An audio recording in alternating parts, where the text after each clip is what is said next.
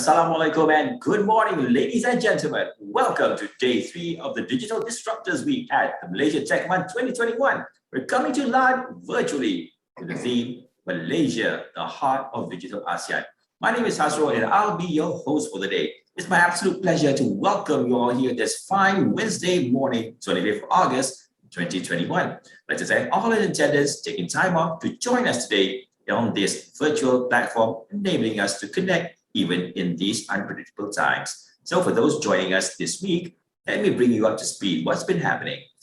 The Malaysia Tech Month 2021, or MTM 2021, was launched by Malaysia Digital Economy Corporation, MDEC, through the month of August as a virtual month-long curation of electrifying digital and technology keynotes, workshops, discussion panels, and business matching sessions. It will feature distinguished groups of local and international industry speakers and investors to share their expert thoughts and experiences in the 4IR digital economy.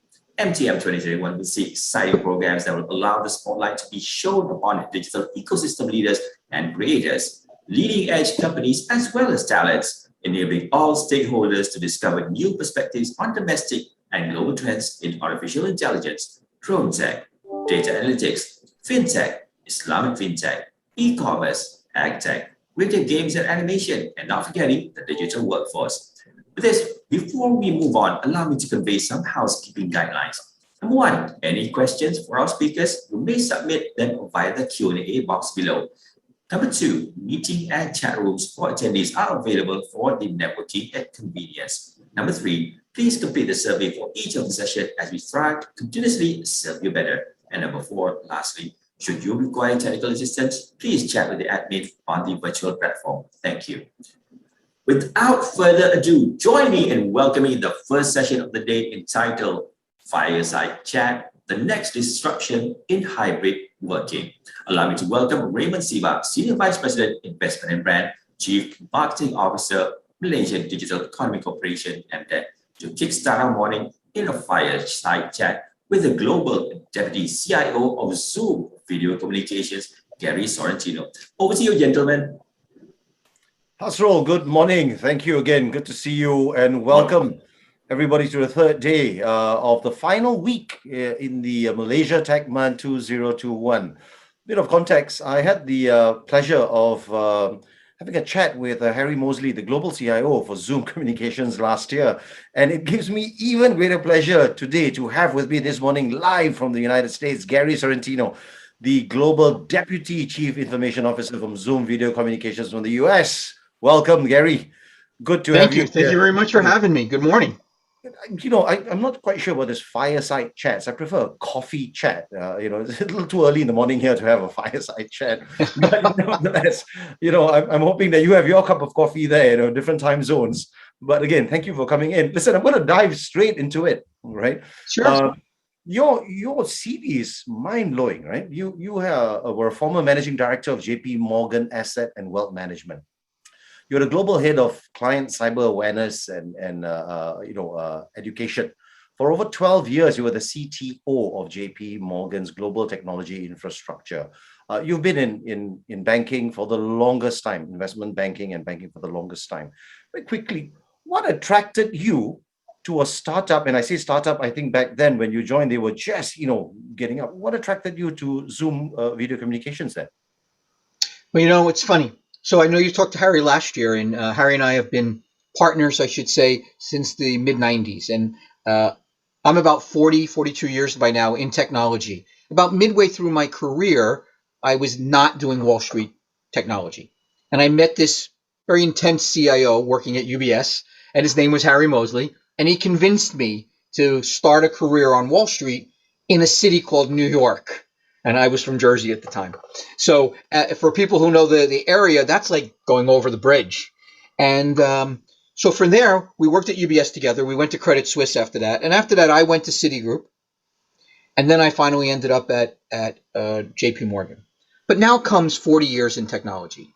And I decided, and my last 4 years with JP Morgan, as you said, I was doing Protect the Client, which meant lots of travel, lots of presentations, sleeping out, greater than 250 nights a year. And I did that for my last 4 or 5 years. You can only reinvent yourself. And I got to a state where it was time to retire.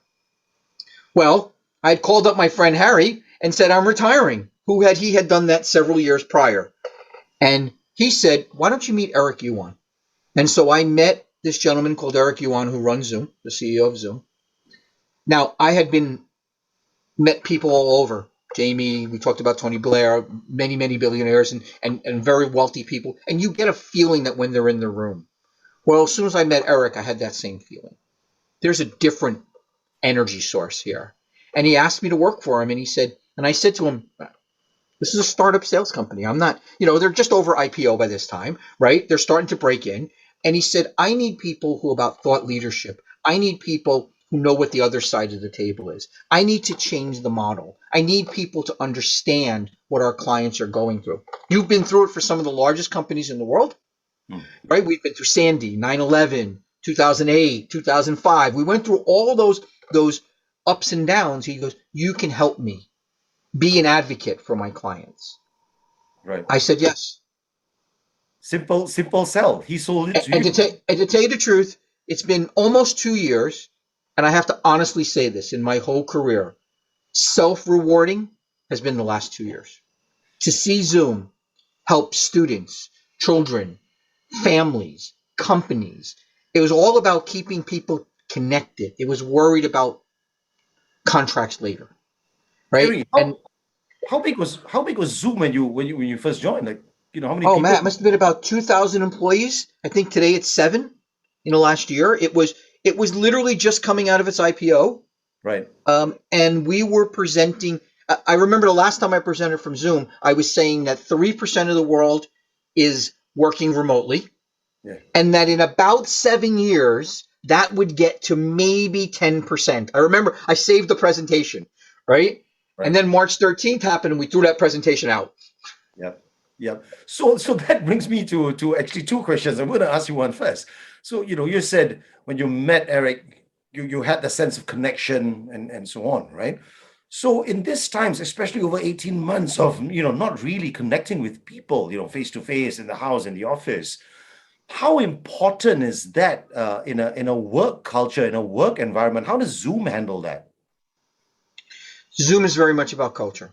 And what we do is we go overboard to make sure that we have culture. We have all hands. We have Zoom events. We have what we call a happy crew, right? We do a lot of internal events. We reward people in different manners. We have the employee of the quarter. We have the employees picked. I think last quarter, every operating group gets to pick someone. So there's like 26 of them. So what we try to do is keep us very, very much connected. There's Zoom yoga. There are always Zoom events to keep us connected. Now, that's an interesting question because I started December 2019, came back to New York, and the New York office was mostly remote. Only probably got to meet a handful of people. I was lucky that when I was in California, there was a sales conference going on. But to tell you the truth, I'm running alongside the bus jumping on during the pandemic like everyone else. And so the goal is you work intentionally at building those connections. You set up meetings to have coffee with people. You try to have Zoom happy hour. Okay, let's just say it, right? Things like that. You try to set up those intentional meetings because you do want the culture to filter down. You do want to keep people connected. But there are a lot of ways to do that than just have people in the same room. Right. And so you're 2,000 back then when you joined. How many people are you now throughout the world? We're probably almost 7,000, something like that. That's a massive growth. Yeah, maybe it was 3,000 then. I think we've doubled during the pandemic, right? And that is a massive enlargement of a company during the pandemic. Right. And so also over the last 18 months then, I'm sure that you're going to hire a lot of millennials, and that probably makes up, on a pyramid basis, they're going to make up the floor of your employees. And we're talking about people from throughout the world, right? In a span of 24 months.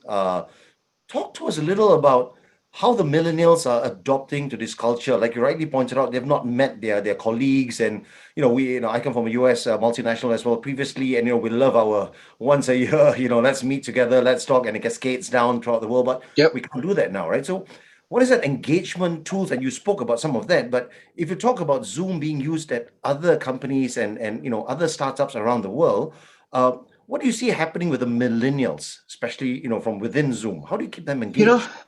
so I look at it this way.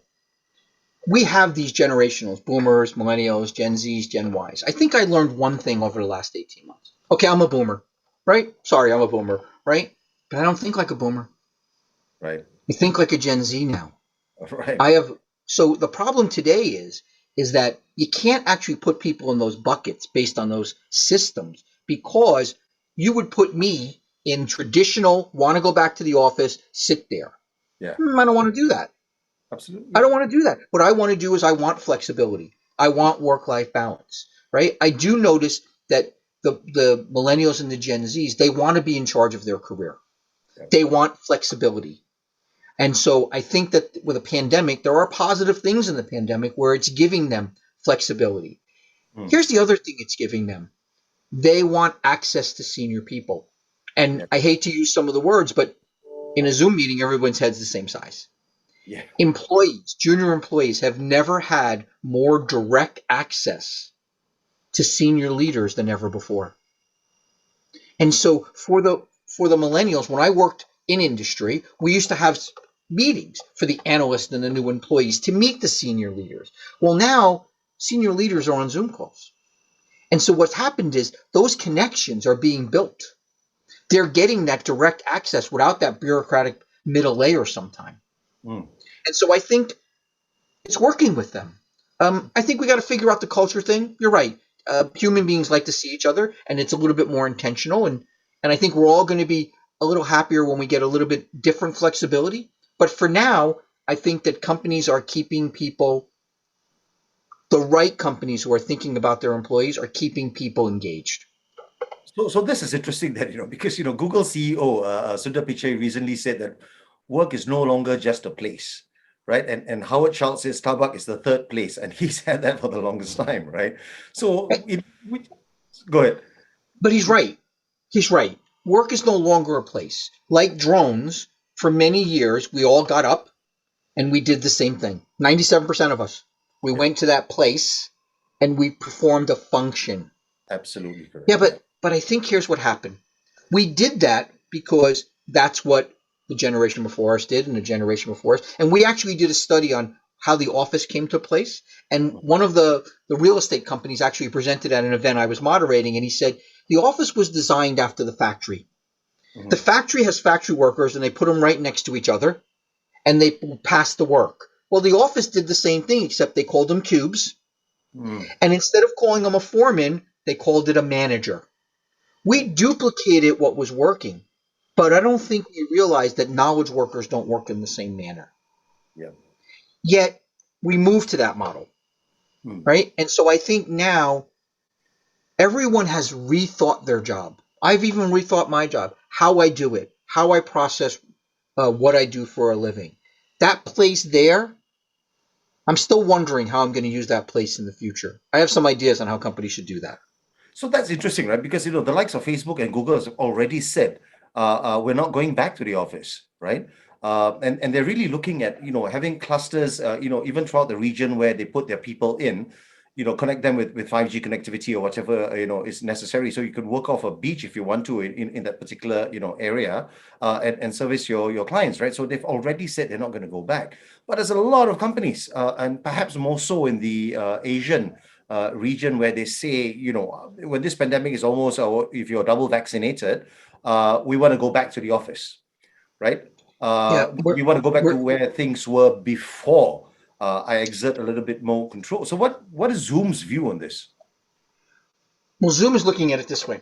I think we're taking the pragmatic approach. One, we want people to be safe when they go back to the office. Okay? Two, we want to go back to the office where we don't need masks and things like that. It's kind of a mixed message to say to come back and wear a mask. Right. Right? Because then you're saying it's safe, but please bring some protection with you and wear protection. So we are looking for the right time. We have experimented with opening one of our offices, and it was in Australia, and the government closed again because they're very quick to lock down again. And so I think right now we're looking for the right time. We want to balance, what do our employees want? What do our clients need? And what does our company need? And how do you take those and figure out the right, and the balance is, there's not one answer. It could be that for the finance department, there's an answer.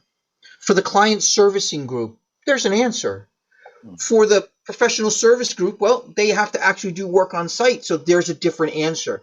And so I think companies who are looking for that one strategy, I don't think they're going to find it. And I think today we're seeing employees are rethinking the whole work ethic and how they work. And so I think companies today have to be mindful, empathetic, and they have to really work with their employee base. So that is also really another point that I think we can also bring up. There is something called, I wouldn't say Zoom fatigue, that's not fair, but webinar fatigue or screen fatigue. And the truth is, from 9 o'clock in the morning till, sometimes 4 in the evening, you are in calls upon calls upon calls, right? Sitting on a seat, not exercising your derriere, and so that, after 6 months, 3 months lends itself to like, I need something else, right? Or 18 months. Or 18 months, you're right. And we don't know how much further this will go on, right? So, from a industry perspective, right? My kids are on Zoom. They're just studying 5-6 hours a day with just on the screen. So there has to be a behavioral shift, and there has been a behavioral shift over the last 18 months or so. Do you think this is sustainable? So I think like with any other technology and any other way you work, if you were in the office and you were next to a conference room and there was a conference after a conference after a conference and a conference, you probably wouldn't be in every one of those. You would selectively decide which meetings you have to go to and which meeting. At the beginning of the pandemic, I think people were a fear of not knowing. And so the right thing was fill your day. Fill your day. Be as many meetings as possible. You need to be seen. I think now people are starting to, I don't want to say disengage, but what they're trying to do is figure out a work balance day. I try to figure out a work balance day of when I'm doing my thought leadership, when I'm doing things that I need to do for myself. I don't need to be on Zoom doing that. Okay. I also starting to look at things. Do I need to be on every single chat channel for every single issue going on? Right? Or can I be on the ones that I'm important to? I'm starting to realize that there are things where I add value and there are things that add value to me and I maximize them. Right. The other thing is, look, video fatigue is, and I know you call it Zoom fatigue. We don't like to call it Zoom fatigue, but video fatigue is real. But the problem is a lot of people don't like to use the tools. Like, I hope you're a Zoom user during the day, normally. But do you know how many people don't know enough to shut their camera off? You see, you're probably looking at us and you're seeing yourself also. I'm just seeing you. Right. Because I did hide self view. Because while I'm speaking, why would I want to see myself? Right. And studies show, I think I'm going to get the number wrong. There's so many statistics. About 60% of the time when you have your own camera, when the self view is on, guess who you're looking at? Now, would you rather me focus on you or on me? Good point. Right. Yep. So there's a lot of tools and techniques that people can use, right, to simply make that day a little easier and to balance it. So I try to balance my day between a Zoom meeting and then work that doesn't require a Zoom meeting. Sometime if I'm joining a large meeting, I just put the audio on, right? So I can listen to a webinar. I don't need to see you. I want to hear your thought leadership, but do I actually need to see your inflection, the things that you're doing, right? And so I try to now balance that between the different tools that I have. And it's kind of helping out with the Zoom fatigue, as you're saying. Again, what I'm trying to do is learn how to use the tools that we have effectively. Gary, so, that's interesting because last year when I spoke to Harry, he did mention there's going to be enhancements. They were already looking at enhancements and so on. So my question to you is that, just based on what you said, and you probably answered some of the questions I wanted to ask, is firstly, the behavioral change. Are you guys tracking that over the last 12 months? And I'm sure you are. And what are the enhancements that have been put in place over the last 12 months to make this, the best experience for meeting, entertainment, and all the others that we talk about? So a couple of different things. One of the things that we've done, besides introducing things like hide self-view and things like that, is we've introduced things like immersive scenes. Do we really need to have this Brady Bunch? Like, why wouldn't me and you be sitting with a fireplace in between us? And we'll do our fireside chat. That is a Zoom feature. that you could have right now, today, and that would take this and raise it to another level. The other thing is, why can't it be a classroom setting? Why can't it be a stage? So some people are doing webinars like this where they're bringing 20 people from the audience and they're promoting them to be in the audience, and me and you would be sitting in the front and we'd be looking at 25 people. Because remember, I'm sure you've done it like me. When you're standing on stage, do you derive energy from the audience? Absolutely. Can't see it today. But why not use immersive scenes? So we have other companies that what they're doing is they're taking our immersive scenes and they're actually using their scenes. Why does it have to be the Zoom fireplace? Why can't it actually be the fireplace in my home? Absolutely, yeah.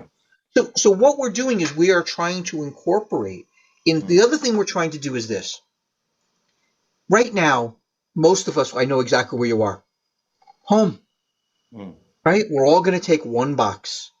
Okay, let's fast forward. Let's say everything willing, 6 months, January, most companies get back to a hybrid state, which means people will be at work, in the office, I should say, and people will be at home. Now, me and you are on a call. We're both remote. 4 people are in the office. They're in a conference room talking to me and you. Okay, we have chat, plus we're 2 boxes, and there's 1 box for 4. They can whisper to each other, okay, but they can't be part of our chat. Okay, who's the second-class person in that equation? Okay, very unfair. Is it us because we can't whisper with them, or is it them? So why can't we take the 4 people and make them 4 boxes through a feature called Smart Gallery, and we build equality back into the meeting? So now instead of me and you seeing, and by the way, connect their iPhones or Androids to the device controller, they're on chat with us now. I actually have one company, and I hope companies aren't doing this. They've actually told their employees who are coming back to the office, because some have partially open, to take their laptop and a headset and go into the conference room. Now, can you imagine going into a conference room? You have your laptop, you have your headset. The person next to you has a laptop and a headset. The person over there has a laptop and a headset. And the person over there has a laptop and a headset. Pretty soon you're going to realize the value of this is I could take it from my share desk. And then a couple of days later, you're going to figure out, why don't I just go home? Yeah, absolutely. Right. Yeah. And so the whole goal going forward is, as we start this journey forward, let's build equality. Let's build the tools that Harry and I are talking about. How do we build the tools into the format? And now there are also Zoom apps that are coming out. So besides just this window, there are other applications that we can use. Timers when you're speaking. Different ways to collect information. Turn on transcription is something that'll give us the important points that we're talking about. So the goal now is, okay, this is always going to be here to stay. How do we make it more productive? So that's interesting because, we talk about hybrid working spaces and how the tools like Zoom come into place. But, we also look at the other areas, for example, the arts, universities, F&B outlets, doing live streaming and trying to connect with the audience about, recipes, how to make, a coffee, a good barista, right? Make it at home. And I suppose that Zoom also lends itself to that now with all the immersive features that you're talking about. It doesn't necessarily say work from home, kind of solutions. But I think I suppose it cuts across to other areas of the economy as well. Have you guys? Think about this. We have a product called Virtual Receptionist, and it was a product that was really designed to be in the lobby when you first came back. Okay, Now for me, I know I'm going to be very U.S. centric, but when people come back to the office for the first time, I want that Walmart greeter, right? I want the CEO to be there shaking hands. Welcome back. So I'm not keen on the product there, but we've picked it up and our clients have used it in ways where a lot of our clients have actually, I call them outposts. These are small locations that have, 10, 15, 20 people and no support because they're not manned for support. But the first day back after 18 months, the first thing you're not going to be able to do is connect. Wouldn't it be great if you had a video kiosk that you could walk up to and have a conversation with face-to-face with somebody about how to get services in this new building that just opened up after 18 months? And so we see people picking up solutions and reinventing them as different solutions in their whole ecosystem. We're seeing it. I want to ask you this, mindful of time. Yeah. I want to address some of maybe one elephant in the room. So last year, again, when I was had the pleasure of talking to Harry, Eric at that point of time was also on CNN talking about some of the bugs, the security features in Zoom back then, and I think he addressed it very well, head on. But then, following from that, we see some companies, multinationals, or even some governments, even recently, Hamburg's DPA says that, listen, we got to be careful about using Zoom, right? That gives an advantage to some of your competitors out there. What has been done to address that since? So Zoom so we're a security first company. We do security right from design, right through development, right through production. But some of the things that we've done is to make security even easier for the users. Look, today we put technology out and we don't train our users how to use it. Yeah. Right. And that's one thing. So what Zoom is trying to do is it always has been where you can be on a Zoom call and not really have a lot of instruction. You'll be able to get to the call. But now for the host, what we did was we put all the controls under a security icon. So now as the host, you can control. If you decided to rename yourself something inappropriate, I can rename you. Right. Okay.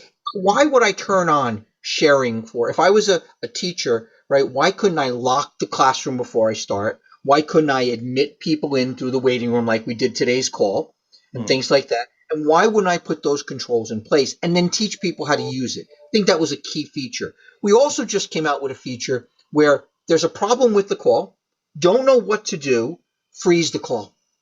Just stop it.